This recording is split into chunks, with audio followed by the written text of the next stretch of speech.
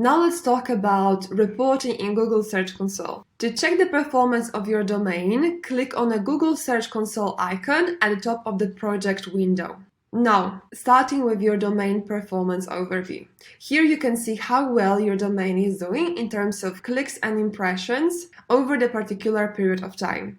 You can hide or show factors by clicking on the appropriate icons. And if you want to change the time range, click on the calendar icon. Here you can change the date range used for overview chart or the date range used for top keywords and top URLs. Moving to top keywords. Here you can see how top keywords are performing over a particular period of time. You get information about the number of impressions, the impression change and impression trend. Then you can look at the numbers of clicks, the click change and click trend. Next you have click-through rate factor. And just so you know, if you want to sort out the keywords by the click-through rate value, you click on that factor and then you will have the keywords ordered by click-through rate value. Then you can look at the unique URLs, the best performing URLs and the average position on Google. Now, going to top URLs. Here you can see how each of your URLs is performing over a particular period of time. Remember that if you want to change that time range, you click on the calendar icon. For example, here, let's look at the clicks. The best performing URL is the Polish version of clusterik.com. You can also check how those URLs are performing for the particular keywords. In order to do that, you click on the wavy arrow next to the URL address, and here you can see the keywords visibility for the selected URL.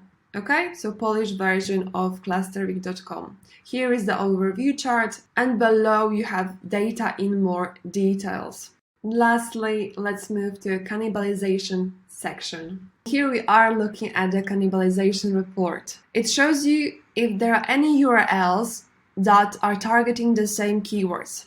In other words, sometimes you have two pieces of content that provide similar information about one topic. And because of that, they are targeting the same keywords. In the example here, two top URLs are providing similar informations. In results, they are targeting the same 9 keywords, making up 60% of cannibalization factors in terms of number of keywords. Then there is 31 cannibalization factor of impressions. You can also see the total visibility of these two URLs.